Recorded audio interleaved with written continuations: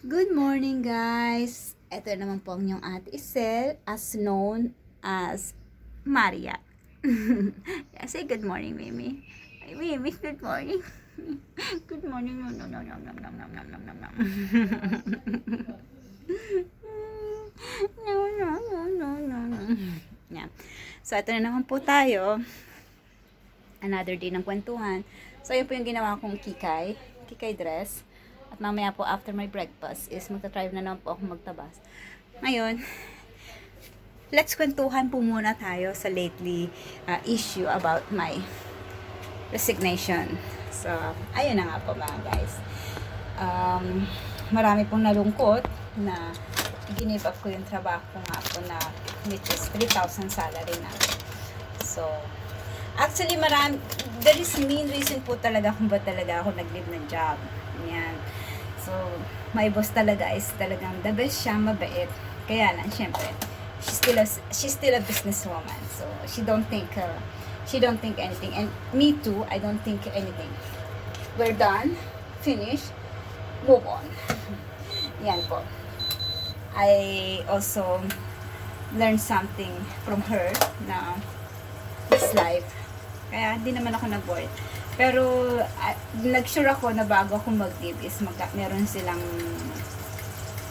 siyang magiging tailor na proper. Kasi, decided na talaga ako na hindi na talaga ako mag-renew and create my own little business in the future. Kaso nga lang, nagkaroon din ng konting problema dito sa Dubai. So, kaya, keep quiet muna ako. So, ayun na nga po. So, ayun na nga po. Actually, talaga namang sayang kasi nga, hindi lahat ng company doon napapasahod ng ano. Kaya lang, minsan, sa edad ko na to na 45 na ako, ayoko nang ma-tension pa sa mga kasama sa trabaho. Which is, hindi ko talaga nagustuhan yung handle nung naging bago namin kasama. As in. So, nagkaroon na ako ng ang ginawa ko na is, nagsalita na ako na alam ko makakarating. Kasi, lagi nilang sinasabi na hindi daw nila ako naintindihan. Yung English ko daw is not fluent, ganito, ganyan, ganyan. So, sabi ko, sa ilang taon ko kung pagtatrabaho ay wala naman nag-complain sa akin kahit dahil dito naman sa Dubai ay hindi naman kailangan ng masyadong fluent sa English dahil walang fluent English dito. Maliban na lang talaga kung nagtatrabaho ko sa mga office. So, imagine, nasa isa kang tailoring at kailangan mo maging fluent English para maging maunawaan ka ng nagmamanage. Which is opposite. Kasi kailangan anong management is mag-adjust sa mga staff. Dahil without the staff, there is no management. Ayan. So, okay. Nung una, hindi ko siya masyadong pinapansin kasi I respect na bago ka. So, ina-expect ko na alam mo kung saan ka lulugar. Na ikaw bago ka, may binatnan ka. Pero inabuso kasi. I feel abused that time. So, yun na nga. Nung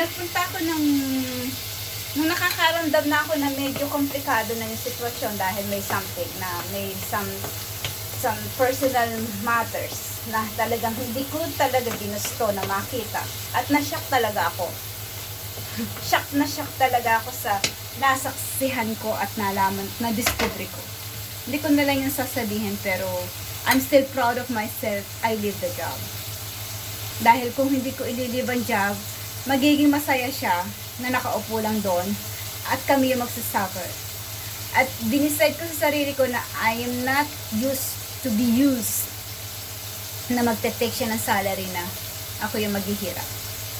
Kaya, much better, wala akong sahod, wala akong tension, God will provide everything for me. Dahil alam niya yung totoo. Marami akong sinabihan ako ng aso, imagine. Sinabihan ako ng aso ng ex-amo ko na the dog bark daw, ha? Pero ang sabi ko naman, it's better to be dogs rather than to be thief. Imagine, I will be proud to call the dog because nagsalita daw ako na nagsalita without front of her. It's not true po. Kinausap ko po sila. Naghingi pa ako ng tulong sa kalahi nila para maintindihan nila ako. Dahil dalawa na sila na hindi nila ako naintindihan. O, ito na po.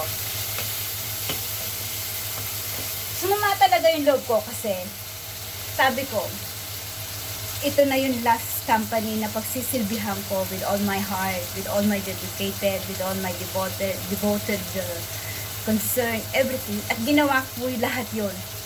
Halos alas 2 na ako na madaling araw umuwi, pumupunta ako na Rizal Caima, sinusolve ko yung problema. Pero still, may question mark pa rin sila sa akin. Sinasabihan nila yung kalat ko, shit daw yon, i-charge daw nila, ikakat daw nila ng salary. Sabi ko, hello. Sabi ko, I'm building I'm earning the money, I'm creating the things. So, ayaw nila yung way ko. So, naintindihan ko na yun. So, sabi ko, baka mas better pa yung way nila. So, okay. Yan na nga. Kinukwento ko lang po talaga yung nangyaring totoo. Kasi alam ko maraming, but anyway, may isa po akong kaibigan na Tagalo na sabi niya, huwag kang maano kasi alam naman natin ang totoo. Sabi niya sa akin, just believe in God na lang. Yung bang, as in, pati yung pag-English ko, is naging problema sa kanila. Kasi nga, edukada daw yun. So, may magandang fluent daw siya. Pero, tumatawa lang po ako. Kasi sabi ko, alam niya sa sarili niya yun. Yung pag-alis ko is hindi kawalan, alam mo, hindi kawalan sa kanila yon. Kasi, every staff is replaceable. Lagi ko yung sinasabi sa sarili ko. Kasi, ganun din yung tatay ko, nagtrabaho siya na matagal. Tagal siya nagtrabaho sa isang bandayan, nakabag-anak din ng nanay ko, pero replaceable. Ngayon, ayun na nga. Habang nag-aantay tayo ng ating omelet. Ayun na nga. Tinitingnan ko yung kabayo niya na nakaupo doon. Tatawa na lang ako kasi sabi ko, kala nyo, naisahan nyo ako. Sabi ko, sana lang, huwag niya ma-discover yung ginagawa ng isa. Dahil, but anyway, wala na ako doon. Kaya ito po, medyo nanibago yung katawan ko kasi nga po, lagi ako naka-heels, lagi ako naglalakad. So, nagkaroon po tayo ng muscle injured from dito. So, kaya ayun, halos nilagnat ako. Ganyan, wala akong insurance. Nagtrabaho ko sa kanila ng almost 4 years, everything is okay. Pero bigla na lang may isang dumating, binago lahat. Pero which is good. They learn na kung ano yung ginawa nila sa akin pang-aabuso nung trabaho ako, silang pakialam. Pero kasi nga po, tumatanda na tayo, so hindi ko na po talaga inaccept yung wala akong proper lunch. Yan. Tapos yung kailangan ko pumunta kahit na off ko, talaga inayawan ko na po yun. Kasi sabi ko, kung hahayaan ko pa na gawin yun nila, mag-renew pa ako at gagawin ko ulit yung mga bagay na yun, is talagang para ko na rin sinabi na okay. Wala talaga akong halaga. So, kaya po hindi ko na talaga hinayaan na gamitin nila ako pa na nung nakaupo na yun sa reception na hindi ko maintindihan na kahit ang pagbabalik ng damit ay hindi niya magawa at ang pagtatapon ng basura. So, yung mga bagay na pong yun talaga is talagang hindi ko na tinanggalan. Kasi ako na yung from the beginning is all around. Pero, nadudun pa rin yung pagpapadama nila sa akin na Pilipina ako at yun lang yung level ko. So, which is sorry. You know, marami na po rin akong naging kumpanya dito. Mga lokal, naging amo ko. Pero talaga pong, hindi po talaga ako nag-a-allowed na pag nakikita ko pong disrespect na po ako, hindi na po talaga ako natuloy. Gali ko na po talaga yun. Kaya nga po sabi niya, bago daw niya katanggapin is think twice. Pero hindi naman po ako nag-deny. Ang sabi ko sa kanya, yeah, if you do the same thing that they did to me, I will leave. So, she just ignored it. Kaya nga sabi ko, akala nila tanga ko. Kasi sometimes, yun po kasi ako I pretend to be stupid to show who you are. So, akala nila, sabi nila, ano ako, yung, bakit ako ganito, ganyan, ganyan. Pero 3 years, 4 years, nagtrabaho ko mag-isa. Pero, hindi pa rin pala prove para magkaroon ako ng best awards na may limit pa rin ako, which is okay, may limit ako, alam ko naman yan. Pero yun ang hingi po ako sa kanila ng proper break time, proper off, holiday, at increment. Hindi po nila yung kayang ibigay. Sinabi po nila sa akin na hindi ko daw po kailangan ng increment dahil nga meron na akong commission. So sabi ko, I'm working extra hour and he didn't pay me extra. So, ang main things po kasi nun is, kung hahayaan ko po ulit na mag-renew ako, mag-struggle lang ulit ako ng yung ayokong treatment or yung I'm not deserved from that is mauulit na naman. Kaya po kahit medyo nahihirapan ako, much better na lang ito, ngayon ako. So, ano naman ako na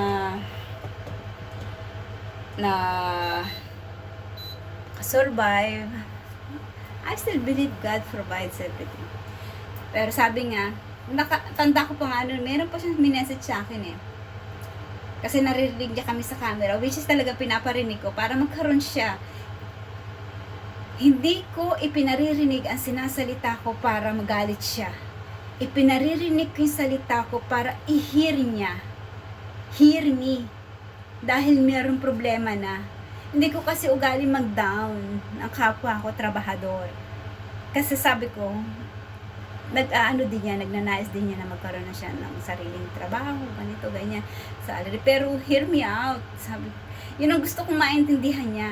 Nagsabi ako sa friend niya, tulungan mo ako dahil sinasabi na hindi nila maintindihan yung English ko. So, maintindihan mo ko, i-explain mo sa kanila na nahihirapan ako sa ginagawa nila, which is wala naman akong ginagawang yung ginagawang mali. Sabi kong gano'n sa kanila. So, kasi ang nangyari niyan, kung ano yung sinasabi ng bago, nakikinig yung isa. So, sabi ko, I have no room here. Yan talaga yon. Kasi tayo mga Pilipina, alam na natin yan eh. Marami kasi tayong klaseng Pilipina. May mga toxic na Pilipina din tayo. May mga Pilipina talaga tayong may pagkamaldita. May mga Pilipina talaga tayong palaban. May mga Pilipina talaga tayong worse. Lahat nasa atin na. Kaya nga tayo yung more stronger woman in earth. Second nga sila. So, ayun. So, nagtapos. Nag-file ako ng annual leave for 20 days. Which is alam ko na yun. 100% inisip ko na yung pagbalik ko magkakaroon ng problema. Pero inisip pa rin nila na hindi ko alam. Imagine. Kaya nga natatawa ako sa sarili ko. Sabi ko, Diyos ko, na-predict ko ba lahat ng mangyayari sa akin?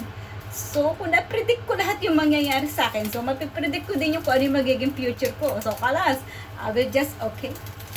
Sinabi ko lang sa kanila, dami daw nag-apply sa kanila dahil sinabi ko na hindi ako mag-renew. Sabi ko, I told you that. If you will not give me increment and proper break time and proper lunch, I will not renew. So sabi niya, okay, sign it.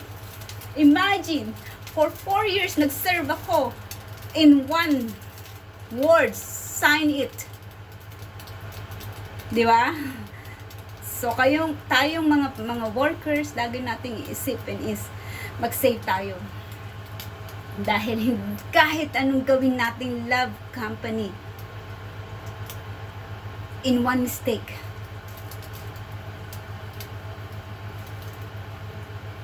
tatanggalin ka nila. Replaceable ka. Kasi this is it. Kaya sabi nga nila, don't waste your time from someone else's dream. You kill your own dream. That is what happened to me. It was before na sabi ko, God, bakit lagi mo akong, ba't di mo ako binibigyan ng successful? Sabi ko gano'n, masipag naman ako. Lahat naman ginagawa ko. Hindi ako madamot sa pamilya. Lagi ako nawawala ng trabaho. Sabi ko, konting biyaya lang naman. Tapos, ma, ma, ma, ma, kikita ko yung sarili ko na walang trabaho.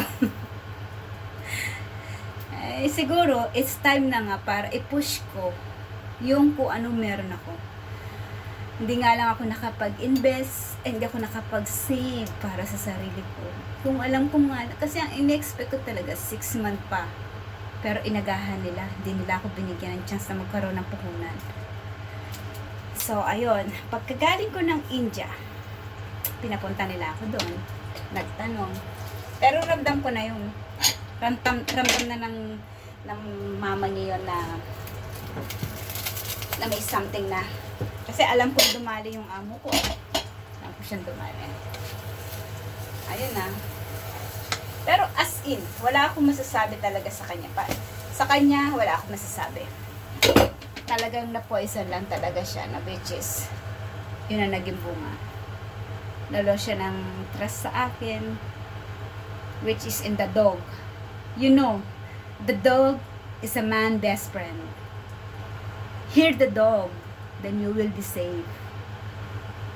Yeah, that is real. That is true.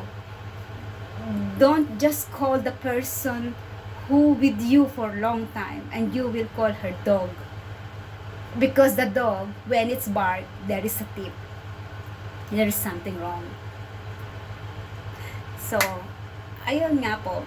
So, ngayon, ito, sa bahay, sa maliit na sharing, ito na lang po yung pinagtatama-tama ko, pinaiikot ko, para makasurvive na at hanggang sa ma-process lang po yung license, yung kung may magpapatahe, which is,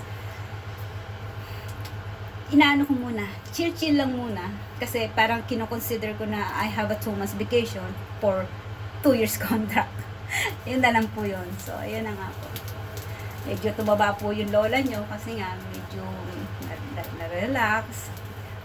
It is not na-relax kasi nga, pero kasi walking distance lang po eh, nagbabike lang ako punta doon. So sabi ko, kung gusto kong kumuha ng maliit na shop lang doon, kaso nga wala po tayong kapital.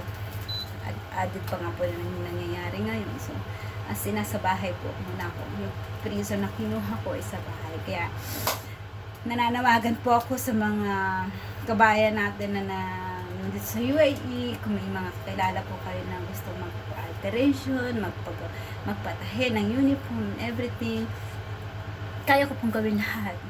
Party dress, wedding dress, for the stepping stone na sa aking munting pangarap na sana is hindi pa late, kasi 45 na po tayo.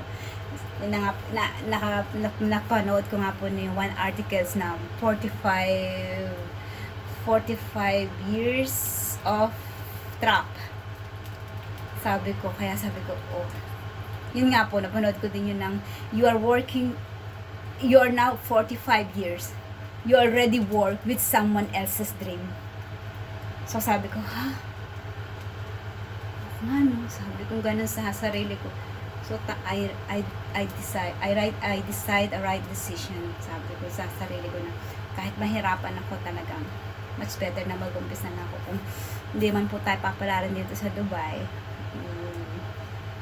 Kahit po sa Pilipinas na lang, pero sana po nananawagan din po sana ako sa gobyerno ng Pilipinas na ayusin niyo naman po din sana yung gobyerno natin kasi marami na talagang mahirap na po talaga sa Pilipinas. As in, nalilate na tayo sa lahat ng bagay. Huwag naman po tayo masyado maging selfish. Isipin din po natin yung mga taong nagtatrabaho sa ibang bansa para sa bayan natin at sa pamilya. Yan din po kasi isang bagay na nakakatakot umuwi sa sariling bansa na ganong kaliit ang kita. Yeah, so pero sana po dito na lang talaga muna ako sa Dubai hanggat kaya ko. At dito ko po maumpisahan talaga yung kooperasong negosyo na hinahangad ko na sana po suportahan nyo. So hindi naman po ako nanghihingi ng pera na para makapag-start lang. Ang sa akin lang po kung may mga gusto kayong ipagawa, for example, dress, uniform, ganon. So, I'm ready po. Anyway, thank you. Luto na po yung aking omelette. So, let's eat. Thank you po at magandang araw po. See you in my next video. Please watch and like and comments. Pwede po ako sa respond ninyo. Babush!